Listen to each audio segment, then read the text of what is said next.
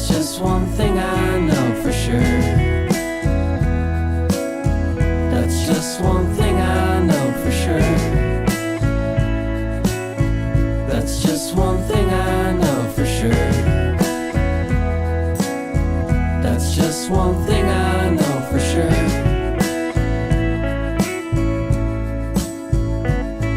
A flower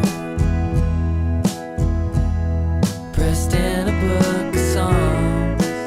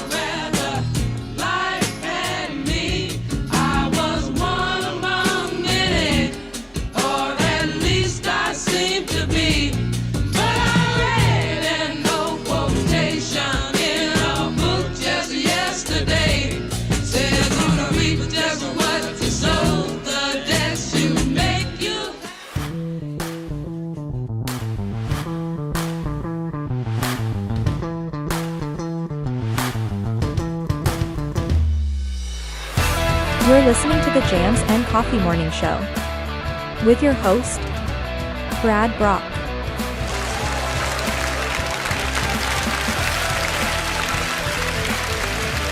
Yes.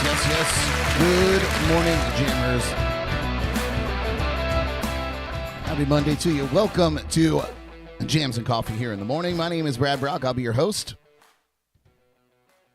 Appreciate you guys hanging out with me this morning. Thank you for tuning in live on YouTube or listening live on the free LIVE365 music app that you can get anywhere that you get your apps from. Once you get in there, search for JNC Radio and add us to your favorites. A great way to listen while you're driving and not distracted by this beautiful face, right, Jordan? That's correct.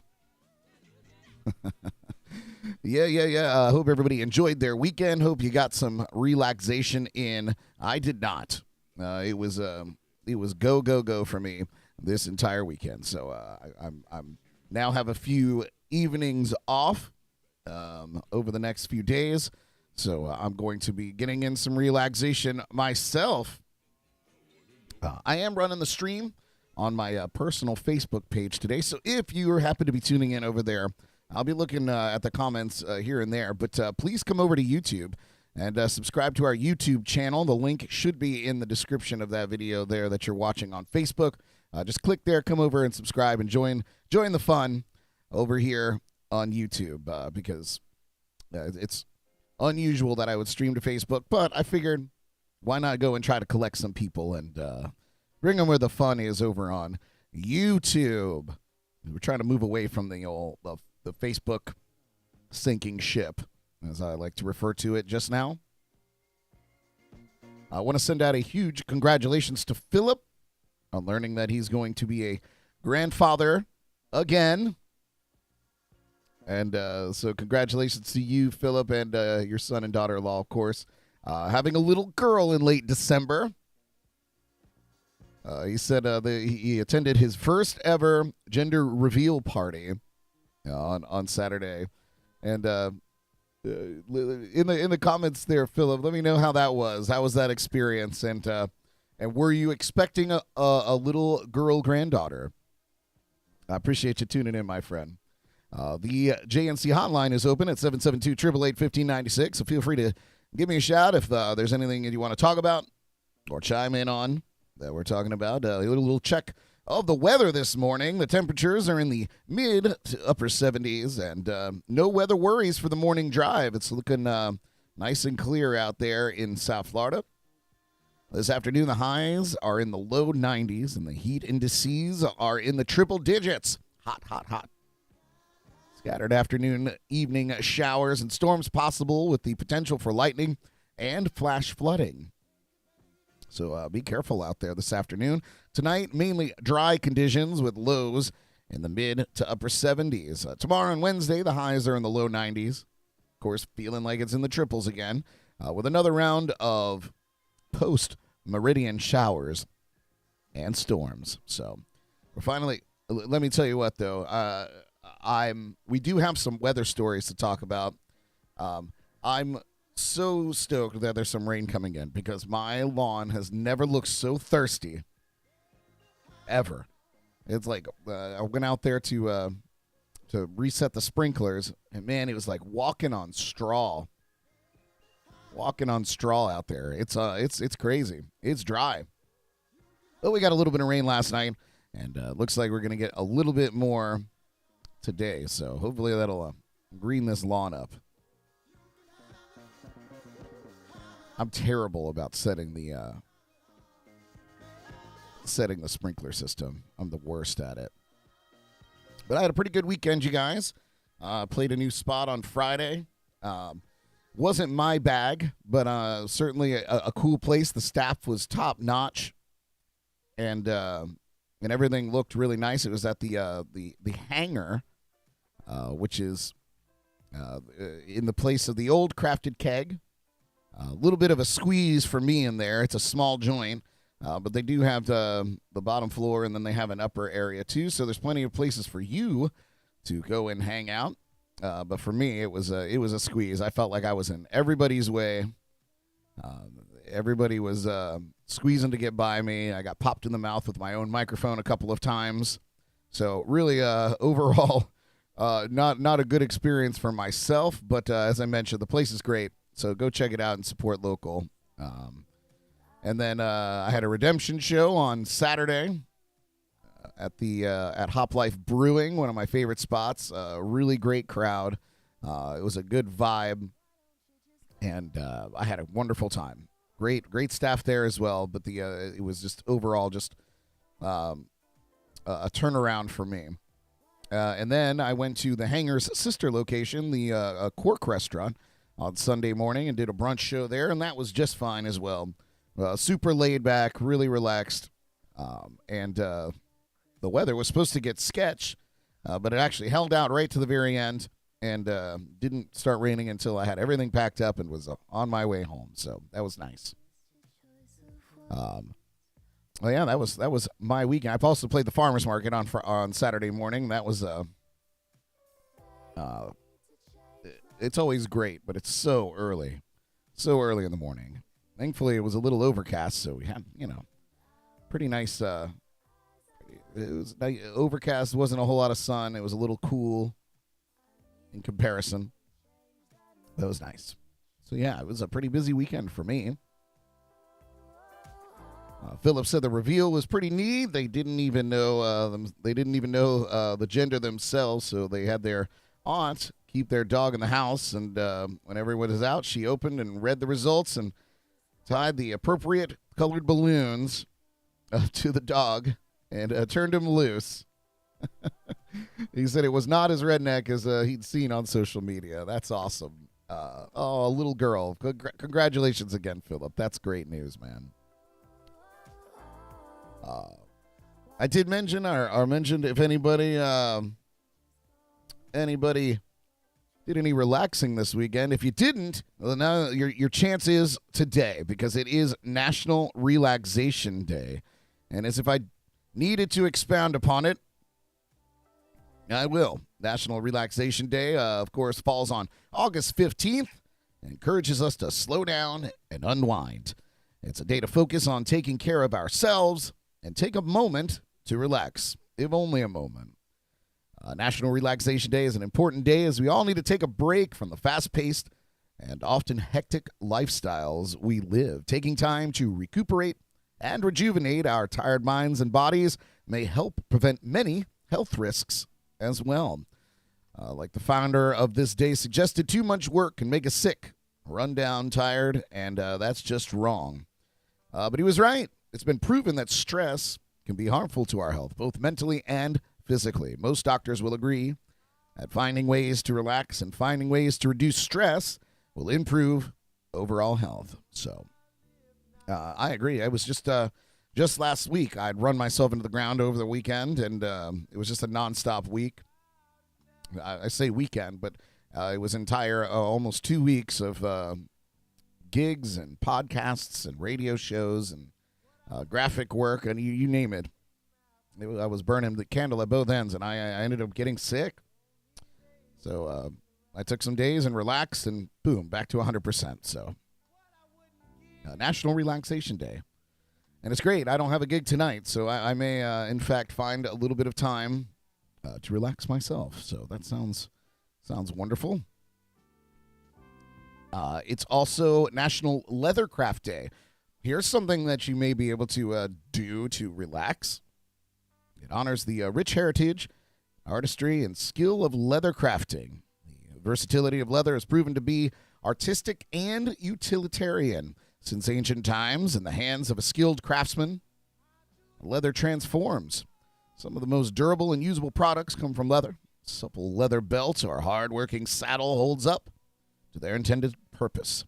Stylish boots and clothing often do double duty, making us look good and keeping us safe. The options are endless. Yeah, get out there and do some leather working. Why not, right? And, of course, it wouldn't be a national day without a delicious treat. It's National Lemon Meringue Pie Day. It gives pie lovers and lemon lovers a chance to celebrate together. Tart, lemon curd, and delicate meringue sing together in this deliciously bright pie. It is delicious. Probably make it by Publix and find one pre-made. Publix Bakery, second to none. So good. If you ever want to buy me a birthday cake, make sure it's from Publix. Or make sure it's baked personally with love. Love that. So, yeah, some national days there to sink your teeth into. Get out there and do something fun.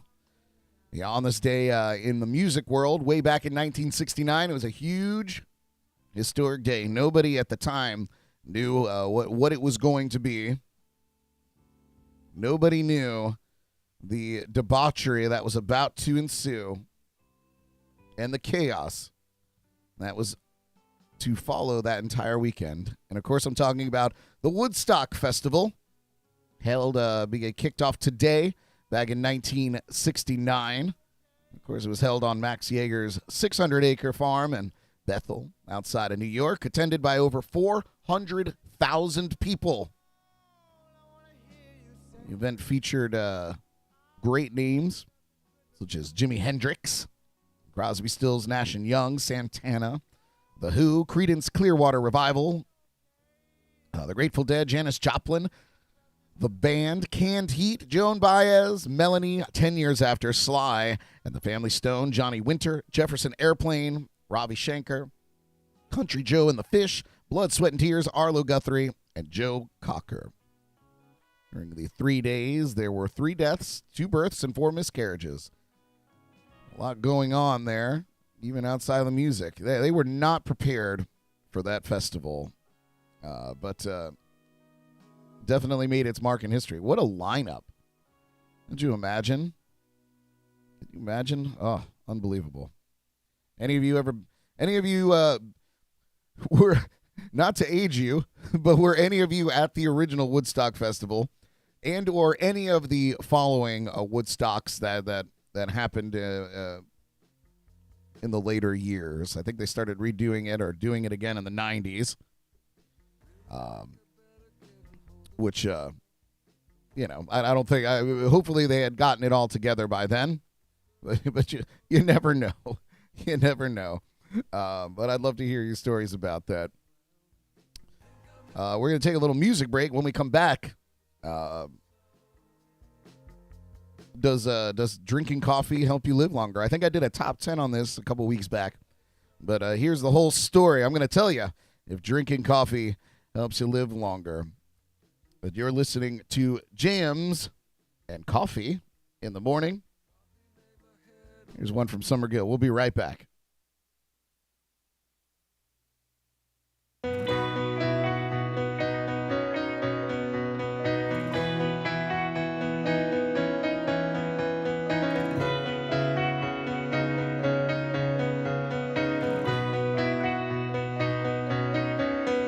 I tried pushing every lemon, clicked my heels and I was in it. Watching clock hands passing hours as you crumble like a tower.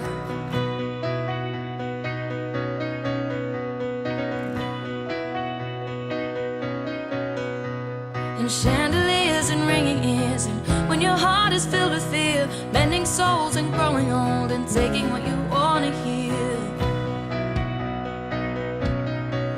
Oh, when you're out of place and out of face, you're running in a losing race, because it's all champagne, kisses and cognac lies. Poison, such a pretty disguise. Cognac, kisses and champagne lies. Really thought you had it figured out this time. Oh, watching wonderful pass you by.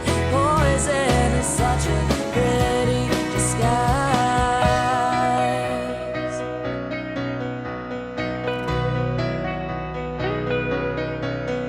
Like a puppy wrapped in chains, chasing sun into the rain, taking cues from pointing fingers and letting silent stories linger in a window panes and losing games, taking all you had to gain, trying to catch a straw to drop a name.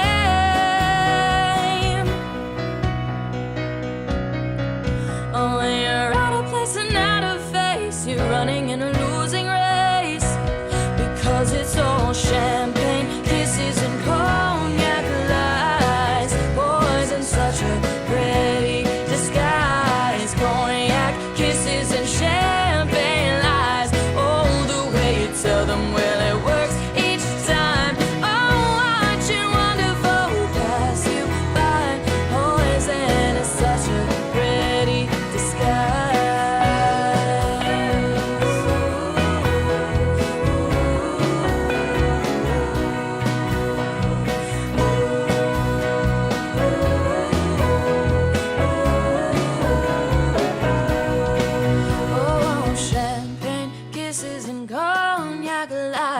stealing whiskey stories from a heart of a wine. Oh, breaking promises and breaking ties. Poison is such a pretty disguise.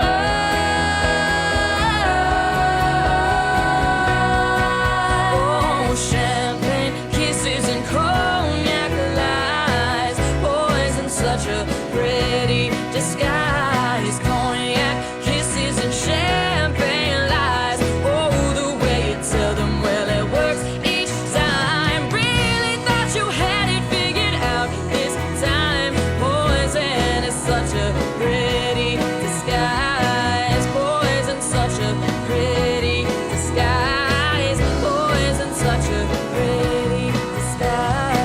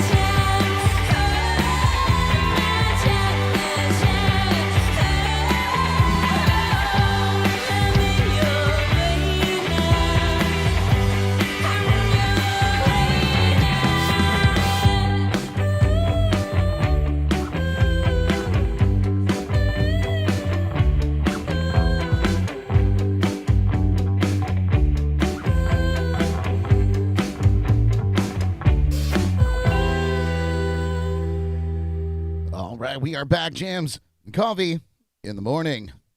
You're watching live on YouTube, or you're listening on the free Live365 app via JNC Radio.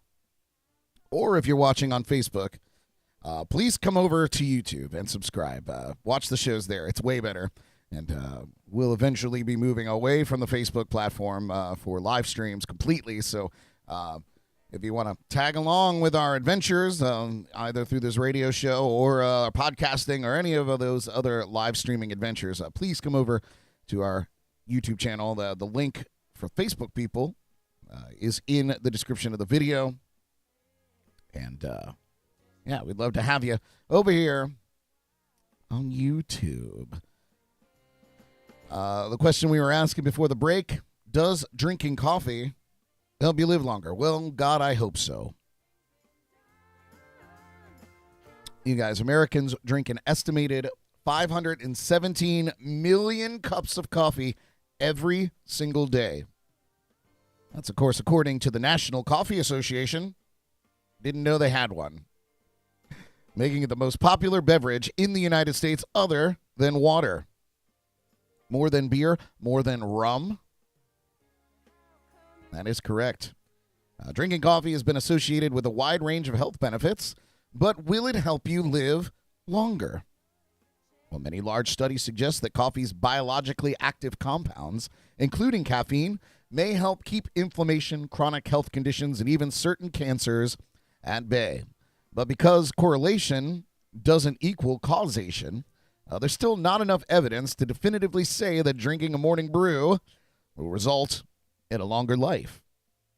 Because, quote, the data is from retrospective studies and not randomized trials, there is not really enough strong data to recommend people to drink more coffee. That's, of course, according to Dr. Chip Levy, the medical director of cardiac rehabilitation and preventative cardiology at the John Ochsner Heart and Vascular Institute in New Orleans. That said, what exactly have these large studies tying coffee drinking with health benefits and longer lifespans found? Well, according to a 2018 study published in the journal Progress in Cardiovascular Diseases, there are over 1,000 biologically active compounds in coffee. One major component, called chlorogenic acid, improves glucose metabolism and insulin sensitivity. This translates to improving the body's ability to process sugar. Insulin sensitivity refers to how sensitive the body's cells are in response to insulin. High insulin sensitivity allows the cells of the body to use blood glucose more effectively, reducing blood sugar. A 2019 systematic review in the Journal of Traditional and Complementary Medicine has shown that these effects reduce the risk of type 2 diabetes. A systematic review of 9 studies found that people who drank more than 6 cups of coffee per day were at lower risk of developing type 2 diabetes compared with those who drank fewer than 2, according to a 2013 paper in the Journal of American College of Cardiology. Compounds such as melanoids, quinones, lignan, and trigonylene have anti-inflammatory effects and are antioxidants, meaning they prevent or slow damage to cells caused by free radicals, which are unstable molecules produced by the body when it processes food and reacts to the environmental pollutants and toxins. Free radicals can lead to inflammation and contribute to a range of diseases, including cardiovascular and inflammatory disease, cataract, and cancer. That's, of course, according to a study published in Pharmacognosy.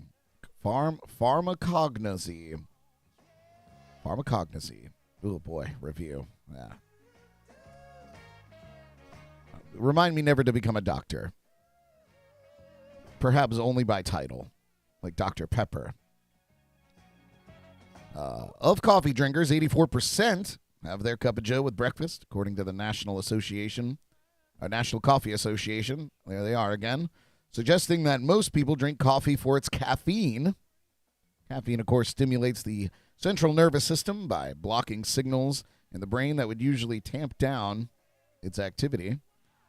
It's also a weak bronchodilator, which meaning it makes breathing easier by relaxing the muscles in the lungs and widening the airways. However, one of the main effects caffeine has on the body is on the heart. According to the Progress on Cardiovascular Diseases study, habitual coffee consumption is also associated with lower risks for cardiovascular death and a variety of adverse CV outcomes, including coronary heart disease and congestive heart failure. So far, so good, coffee drinkers. You know what? I'm going to take a moment and cheers you if you're out there drinking coffee with me this morning. Now, this may seem counterintuitive to some people. Caffeine seems bad, and it can raise your heart rate and blood pressure acutely and theoretically increase cardiac rhythm disturbances, said Dr. Levy. However, most data suggests that regular caffeine use is safe and associated with reductions in cardiovascular disease mortality and even total mortality over a period of decades, he said. Coffee's positive effects on the heart are well documented with an impressive body of data. Coffee drinking may be linked to a lower risk of death from heart disease, in part because the drink may lower the risk of other health conditions that can lead to a higher risk of cardiovascular disease. According to the Progress on Cardiovascular Diseases study, especially among individuals who are genetically predisposed to develop obesity, higher coffee consumption is associated with lower body mass index, a metric often used to estimate a person's body fat percentage. High BMI can lead to changes in cholesterol and increased blood pressure, which, of course, increases the risk of cardiovascular disease, heart attacks, and heart failure. Now, according to a 2017 study published in the British Medical Journal, coffee consumption also lowers the risk of liver scarring. Quite important for cocktail drinkers like myself. Liver cancer and fatty liver disease, also in that number. It's because the main primary caffeine metabolite, paraxanthine, appears to suppress the synthesis of connective tissue growth factor, a molecule, of course, that plays a role in the development of fibrosis and tumors. The other positive benefits are attributed to the possible antiviral effects of chlorogenic acids and caffeic acid, both found in coffee. That's according to the British Liver Trust. The Brits have a trust for their livers. Interesting. The Progress in Cardiovascular Diseases study also reported that daily coffee consumption is strongly associated with lower risks for developing neurodegenerative diseases. Sounds like I'm suffering from one right now. Many studies have hinted that Parkinson's disease is less common in people who drink coffee as compared to those who don't, although the reason is still unclear, according to the Centers for Disease Control and Prevention. A meta-analysis of 26 studies in the Journal of Alzheimer's Disease suggested that habitual caffeine consumption is linked to a roughly 25% lower risk of Parkinson's disease, although the exact reduction in risk varied between each report. The same study cites an increasingly impressive and consistent body of data that daily coffee drinkers have a 7% to 12% lower risk of dying prematurely compared with non-coffee drinkers. Citing a 2005 study published in the journal JAMA, which followed 521,330 adults for an average of 16 years, people in the study who drank at least 3 cups of coffee per day had a significantly lower risk of dying of any cause in that time frame. Other studies have tied coffee to increased life expectancy. 2 large 2017 studies, for instance, one from the U.S. and the other from Europe. Researchers found that drinking caffeinated or decaffeinated coffee every day were less likely to die over a period of about 16 years compared with people who didn't drink coffee. These meta-analyses tout the health benefits of coffee normally adjust for a large number of potential confounding factors, including education, lifestyle, dietary factors, and, of course, a body mass index. That's according to the British Medical Journal report. Levy commented, he said the benefits of coffee mostly seem statistically independent of other health and lifestyle factors, but it's hard to correct statistically for everything. The one lifestyle factor which goes against the trend is smoking. Very heavy smokers tend to drink more coffee. And, of course, maybe the health benefits cancel out at that rate. So what's the catch? What's the catch for coffee?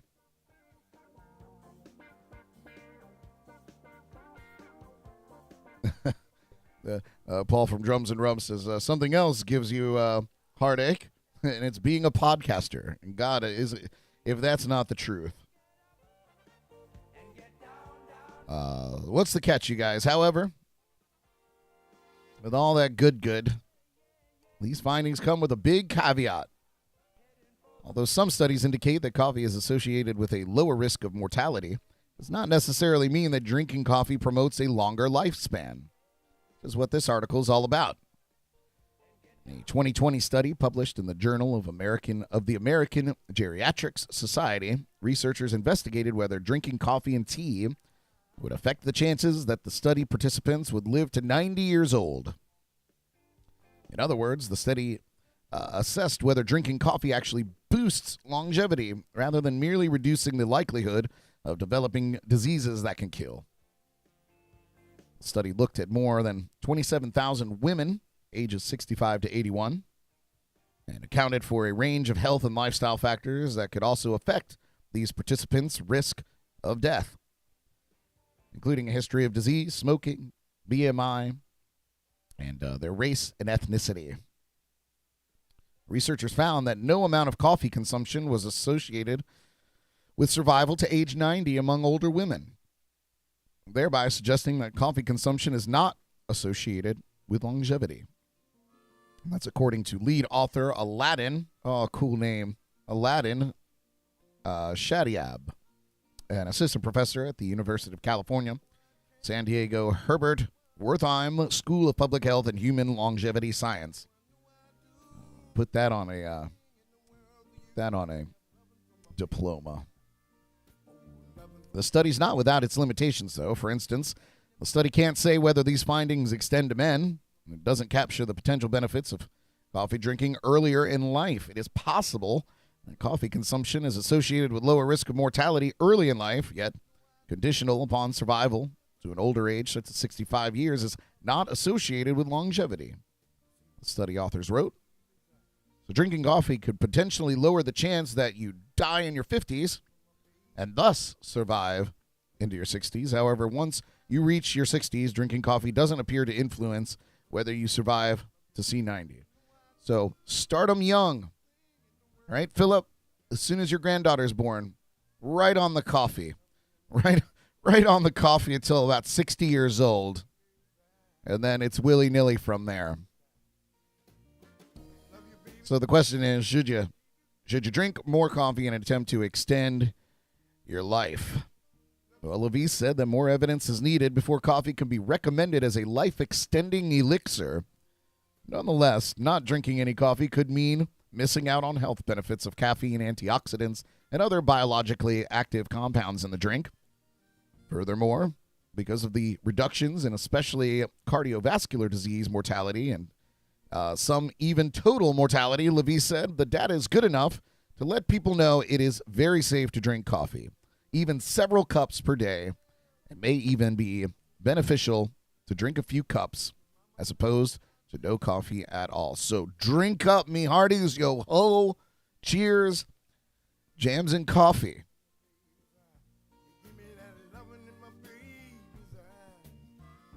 So Philip, he said black or creamed. And we're going to put that into context. We're talking about coffee, of course. I go either way. If I do use a creamer, I try to use a sugar-free creamer. I know that's probably not good for you, but sugar is not good for you either. So, and if I do, it's like a little dab will do you. In fact, my first cup of coffee, I'll put creamer in. And then each refill that I have during my morning, I just keep warming it up, and so by the I don't know, my fourth or fifth cup, it's a pretty black again. So I never add more creamer than my first cup of coffee, if that makes any sense. Part laziness, part it gets too sweet for me. But sometimes I just don't like that bitterness first thing in the morning. I just need a little comfort drink to get me going. But yeah, let me know. How do you drink your coffee out there? You drink it black, or you put a little cream and sugar in there? Philip said black here for Pam and I. So you'll do a foo-foo coffee from time to time. I agree. And to be fair, I prefer, if I have an iced coffee, I prefer it to be black. And maybe the truth is I don't like super, super hot coffee. So I feel like I put a little creamer in there just to kind of, I don't know, make it a little less abrasive to the roof of my mouth. And for the sweet. I love that too. Yeah, drink coffee. That's what I got out of that. A story that we've been following, of course, the accident involving Anne Heche, and she has succumbed to her injuries at the age of 53. She has passed away 9 days after she suffered severe injuries in a fiery crash in Los Angeles. NBC News and the Los Angeles Times reported Heche's family took her off life support yesterday. In a statement to the Associated Press, Heche's spokeswoman Holly Baird said the actress had been peacefully taken off life support. She suffered serious injuries after she crashed her vehicle into a home on August 5th, and a fire erupted with the car embedded inside the home. After the accident, Anne Heche was placed on a ventilator to help her breathe. She was in a coma, the Associated Press reported. She also suffered burns that had required surgery. On Thursday, LAPD spokesperson Officer Jeff Lee said detectives with a search warrant took a sample of her blood and found narcotics in her system. On Friday, CNN reported that she was placed on life support and had been considered brain dead. According to NBC News, Anne Heche was an organ donor, and her family kept her on life support to see if the organs could be donated. I also read that the LAPD has suspended further investigation into the crash. So, a tragedy on top of a tragedy. So, sail on, Anne Heche. Hope you find the peace that you've been looking for. Crazy, right?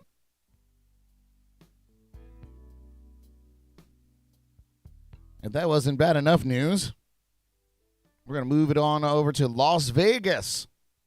Speaking of rain and weather, 2 people are dead after heavy rain poured into Las Vegas casinos and flooded the streets Thursday night on the wettest monsoon season in a decade. The officers with the Las Vegas Metropolitan Police and Clark County Fire Department located and then removed a man in a flood channel on Thursday night. He was taken in an ambulance to the University Medical Center of Southern Nevada, where he later passed away, according to Clark County Deputy Fire Chief Billy Samuels. On Friday, around 2 p.m., officials with the Clark County's Public Works Department were using heavy equipment to remove excess debris from the flood channel, while firefighters dug through the piles by hand and found a second victim in the flood channel. The man's body was removed from the debris and transferred to the Clark County Coroner's Office. Rainwater poured in through a ceiling at Planet Hollywood Casino on Thursday. As seen in a video posted by CNN affiliate KTNV, which reported 114 power outages in Clark County, affecting some 12,000 people. The robust monsoon rains in recent weeks have reduced drought levels on the Southwest. Well, some positive news there, as well as the Intermountain West. To those that have not seen in many months, extreme drought and extreme flooding will become more frequent as more intense the planet warms, scientists have warned. In Nevada, the exceptional drought area dropped to 4% from nearly 30% over the prior week. It's the lowest point in nearly 2 years, the report said. Conditions worsened in California's Central Valley, but improved some in the eastern deserts after the notable rains brought flooding last week to Death Valley.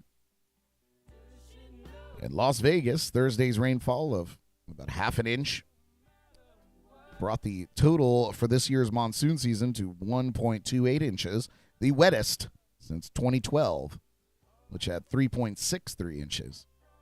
A monsoon season runs from June 15th to September 30th. The all-time wettest monsoon season was back in 1984 with 4.16 inches. So, rain in the desert. What's going to happen next? It's the apocalypse. Yeah, monsoons over that way. Lake Mead could use the extra water, but there's nowhere for water to run when it comes down at all like this. It's true.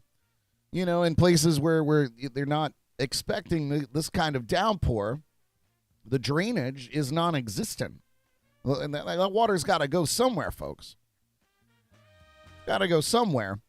But where's it going to go? It's going to go the lowest point possible. So it's going to go into buildings. It's going to flood basements. It's going to totally overtake local sewage and drainage systems. Most likely because they're blocked and clogged with trash and whatever else goes on down there. It's crazy. I feel bad for the people that died and people that have been without power. The truth is, it's still hot, real hot. So imagine not having any air conditioning. Speaking of disastrous floods, experts say that a disastrous mega flood is coming to California. And it could be the most expensive natural disaster in history. Many Californians fear the big one, but it might not be what you think. It's not an earthquake, and it isn't the mega drought. It's actually the exact opposite. It's a mega flood.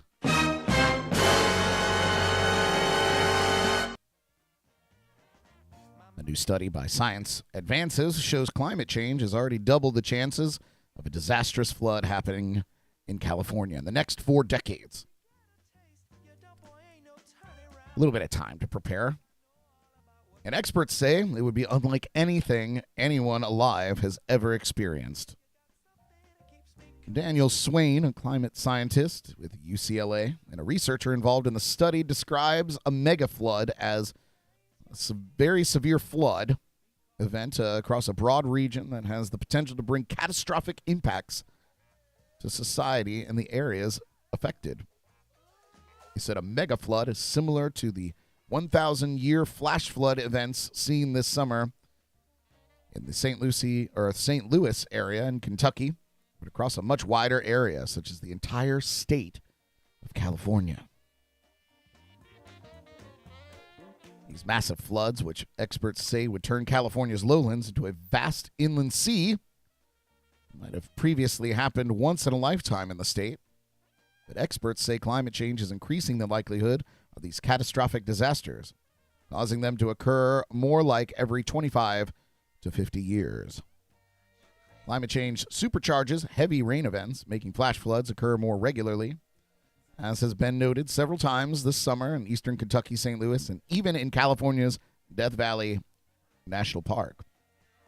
California is prone to these floods from atmospheric rivers naturally, and major floods from them have happened before, but climate change is upping the ante, and millions of people could be impacted. Just another reason to get the hell out of California. I'm just saying. The study said atmospheric rivers could become consecutive for weeks on end. Like seen in the... it says like seen in this animation, but there is no animation. The area with the most destruction would be the Central Valley of California, including Sacramento, Fresno, Bakersfield. The Central Valley, roughly the size of Vermont and Massachusetts combined, produce a quarter of the nation's food supply, according to the U.S. Geological Survey. A flood with the size to fill this valley has the potential to be the most expensive geophysical disaster to date, costing upwards of $1 trillion in losses and devastating the state's lowland areas, including Los Angeles and Orange counties. According to that study, it would be 5 times the cost of Hurricane Katrina, the current costliest disaster in U.S. history. Such a flood event in modern California would likely exceed the damages from a large magnitude earthquake by a considerable margin. The study is the first phase of a 3-part study, or a 3-part series, studying the effects of future mega flood events in California.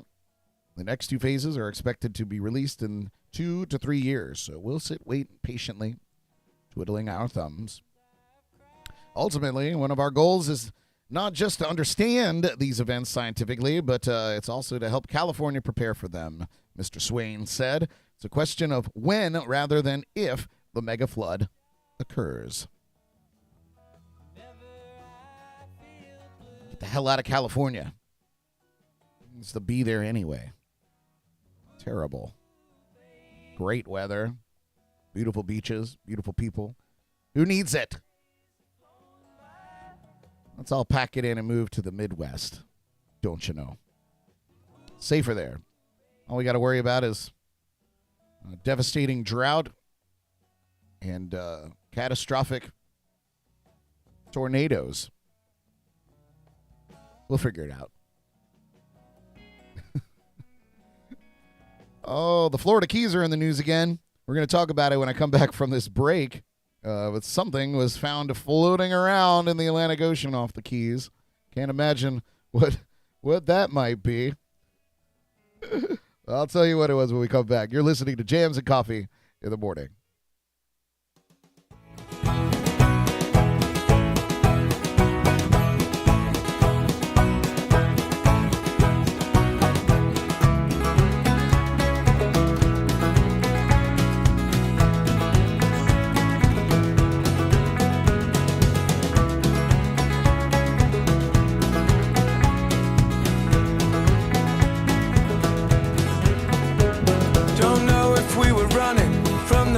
Or from ourselves, but we were happy for the ocean in between. Looking for a new start, we sadly said farewells, and we found all of that and more than we had ever bargained for. Cause round here no one cares much where you're from, just as long as you've got it going on. Instead of who do you think you are, we say who do you want to be.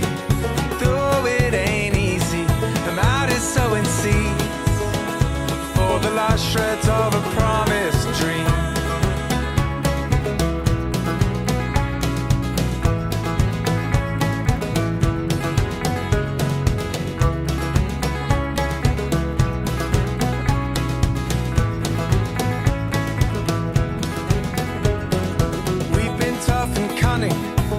Out for ourselves, but still ladies and gentlemen, I'd say we carved out a living with help from all our friends. I play music, Christy, well, she rents boats by the day.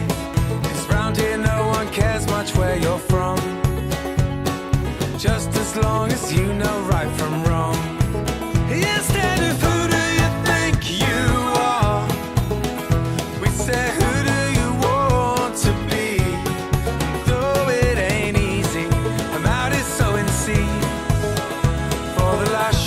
of a promised dream.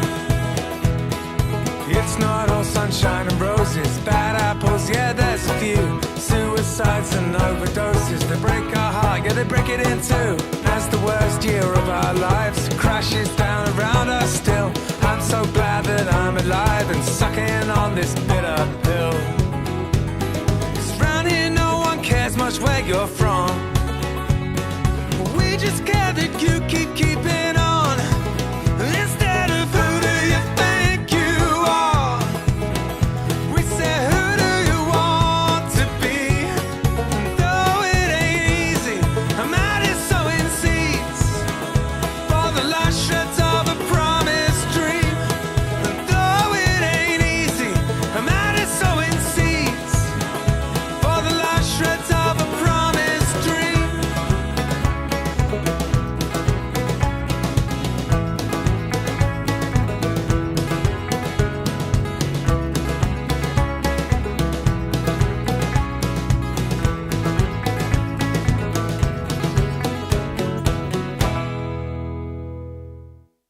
And that was the Killbillies with Promise Dream. New music coming from them pretty soon. Thank you for joining me here on Jams and Coffee in the Morning on YouTube or the JNC Radio via the Live365 app. If you're watching on Facebook, come over to YouTube. Come to the dark side. So give me a shout here in the lounge at 772-888-1596 if you've got something to add. Before I tell you what was floating around off the keys, if you haven't already imagined, I made an interesting purchase recently. We talked about it a little bit last week on Friday. It was time for a new guitar, and it arrived. So you guys watching get an exclusive sneak peek at the unboxing before I release that on YouTube and Facebook later today. So it was a wonderful moment. Check it out. Here we go. Brand new guitar. What's up, everybody? Brad Brock here, and I got some big news. I made a big purchase. Now, I haven't bought a new electric guitar in 20 plus years, but the time has come. So let's open this thing up and see what's inside.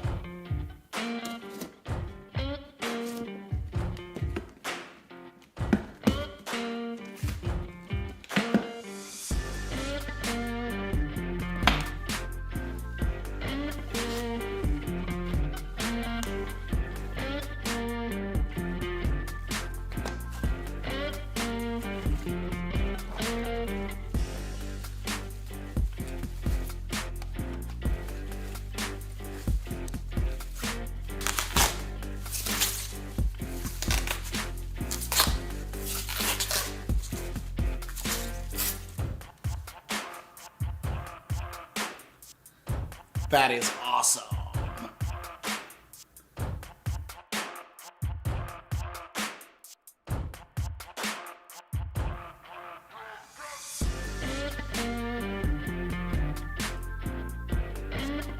Well, welcome to the family. And this was a name given to this guitar by Jordan, who's sitting just off screen. This is Julio. Not to be confused with polio, but Pulio because of its beautiful color and the pick guard that's coming. So, Julio making his debut this week.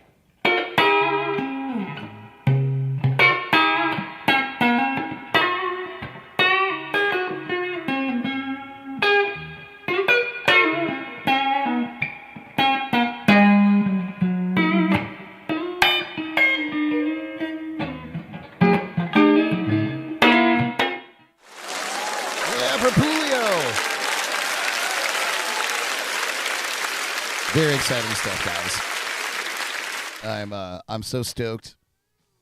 First new electric guitar in as I mentioned in the video, 20 years. Truly a long time. I've been rocking the same old Telecaster for a very, very, very long time. Butterscotch will now find herself on a luthier's bench to be refurbished, and I think I'm gonna completely gut all the hardware and all the insides and put in some really good quality stuff. And I don't think I'm going to refinish. I think all that worn in look is needs to stay. I will try to clean it up a little bit. My God, I wiped it down with I actually wiped it down yesterday after I restrung it, and it was disgusting. I need to clean that guitar a little bit more often. But yeah, I think all the guts need to come out of it. And the reason that I was prompted to buy a new guitar in the first place is because there was just some really really concerning things beginning to happen. The actual saddle where the strings come through is starting to come apart from the guitar, and I'm not a luthier by any stretch of the imagination, so I don't even know how to fix that kind of stuff. And I think the tuners are getting a little shot, man. It was really difficult to keep that guitar in tune, tuning almost every other song. It was just time without putting that guitar out of commission for a long time. But now Pulio is in the house. I got a really cool pick guard coming for it too, so it'll make more sense once the pit guard arrives. But yeah, very excited. Thanks for watching that. It was fun to film it. Jordan, it was definitely more enthused than she appeared in her in the video. But yeah, I appreciate her sharing that moment with me as well. So yeah, and if you want to watch that again, of course, it'll be on YouTube later on today.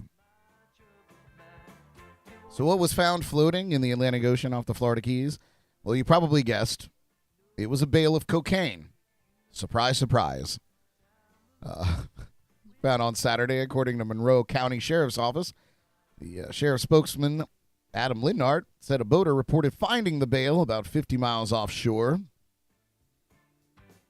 Lindart said there were 25 rectangle-shaped bricks in the bale. Yeah, there probably were 30. But 25 reported, of course. They were wrapped in green plastic with black XXX decals on each. The bricks were turned over to the Monroe County Sheriff's Office and will be eventually turned over to federal authorities. Still good fishing off the coast of the Florida Keys. Get out there and get you some. I found this story interesting in some music news, but I'm gonna give you some celebrity birthdays before we dive into that. Turning a whopping 32 years old today is Jennifer Lawrence, the Hollywood star best known for playing Katniss Everdeen in The Hunger Games. She also portrays Raven in the X-Men series, and 2013 she actually won an Academy Award for Best Actress for her role in the film Silver Linings Playbook, opposite of Bradley Cooper, of course. It was actually a pretty good flick. I enjoyed it. Notching one up from that at 33 years old today is Joe Jonas. Of course, he broke out as the main vocalist of the Jonas Brothers Band, which was nominated for a Grammy Award for Best New Artist back in 2008. He formed the dance band DNCE in 2015. I think that's some pretty good stuff. So Joe Jonas, happy birthday. Turning the big 5-0. The big 5-0, Ben Affleck. The actor and director who first attracted attention for his roles in Dazed and Confused, Mallrats, and Chasing Amy. He played leading roles in Armageddon, Pearl Harbor, and The Town.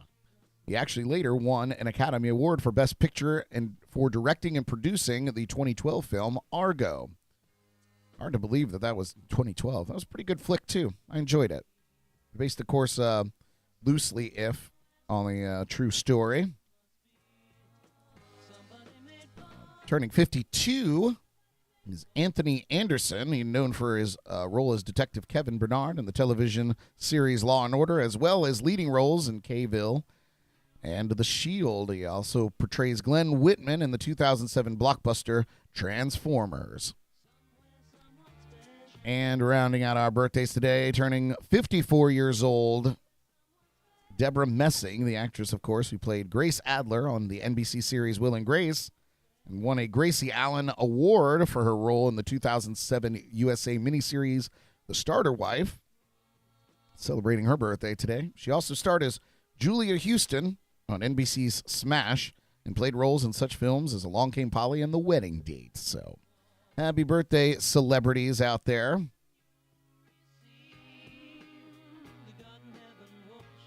So I'm going to tell you why John Mayer worries about the future of guitar players. I know this has been weighing on your minds, topping everything else that's going on in the world. But don't worry, I'm going to explain it to you. Eric Clapton, legendary guitarist, once described John Mayer as an extremely gifted guitarist, stating that his facility is phenomenal and concluding that he is a master and doesn't even know how good he is. That's a pretty high praise indeed, and Clapton is not alone in lauding him either.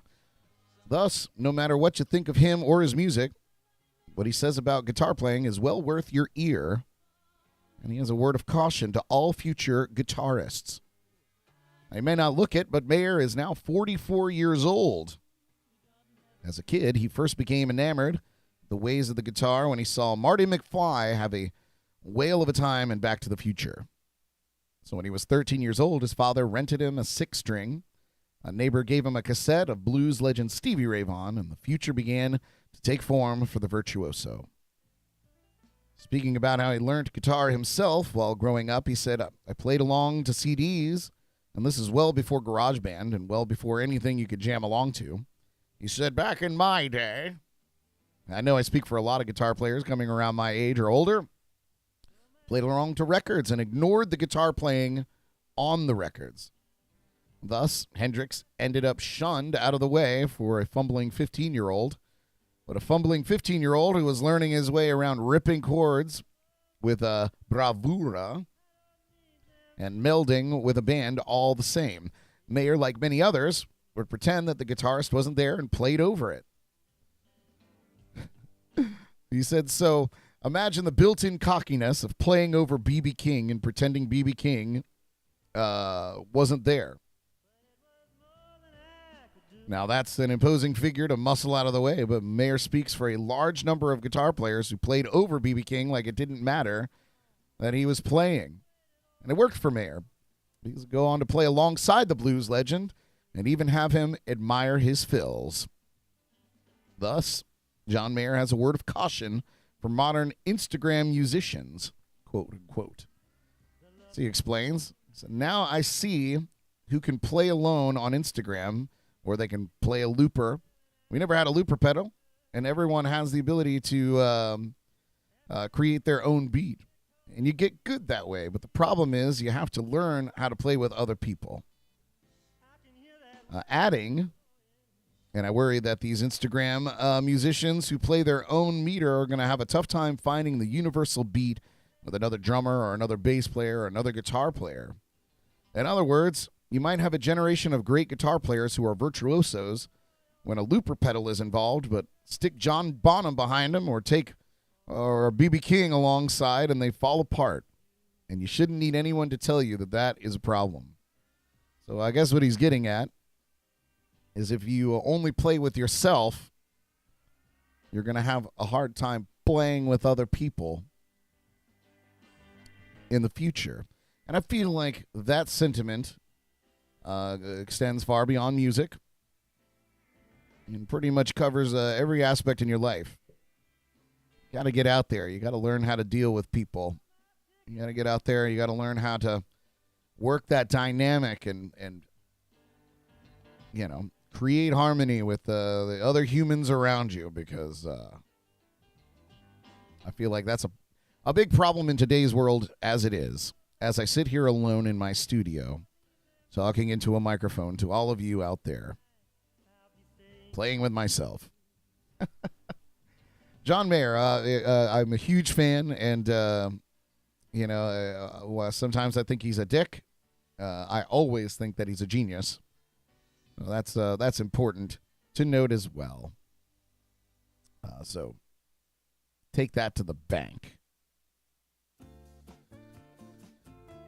think I'm going to get to my shameless plugs here and maybe let you off the hook a little early this morning. Get out there and enjoy your Monday relaxation day, National Relaxation Day. I'm going to try to squeeze in some relaxation. I have quite a bit to catch up on after a very busy weekend. Lots of chores that I've neglected.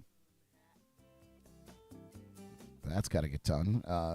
This week on the podcast, we're actually going to be sampling Sammy Hagar's new beach bar cocktail beverage. It's a rum-based seltzer.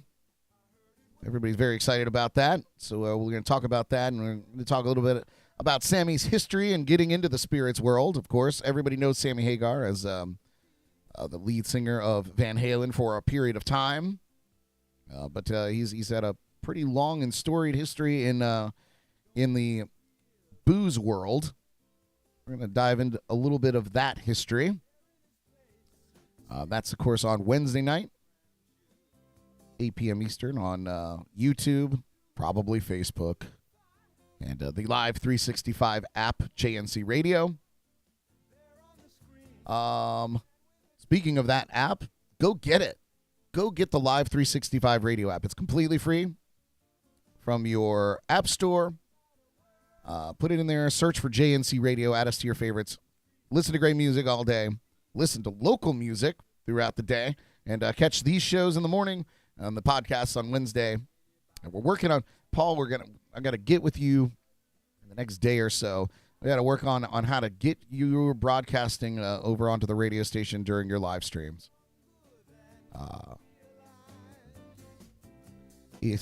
Paul's asking me if I saw his text. I did not. But I'm looking now. Let's see.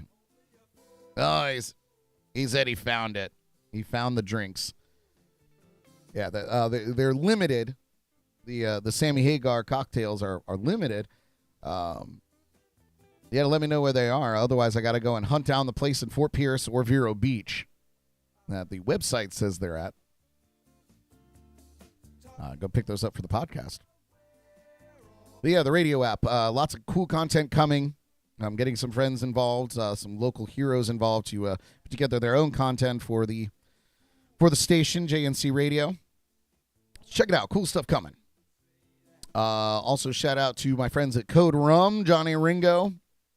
Go and get your mouth in and around his products, so to speak. Great rums. He's also got Captain Ringo's hot sauces, which are amazing, and D's delicious Code Rum cakes. So they're great. Hop Life Brewing. I just played there on Saturday night. Always a great time. Great beers. Cool vibe. Support them. They support everything that we do all the time.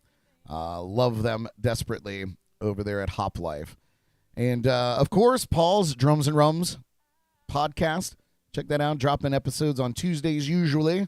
And his live stream, the biggest happy hour in half an hour. Or in a half hour.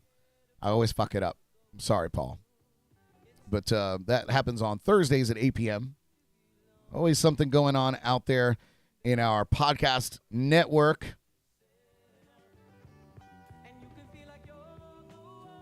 So, yeah, with that being said, I hope you guys enjoy your Monday fun day. Extend your weekend, why don't you? Enjoy it. My name's Brad Brock. You've been listening to Jams and Coffee in the Morning. Drink some coffee. Get out there and drink it. It's good for you. I'll see you back here at 8 a.m. tomorrow morning. Love you guys. Bye.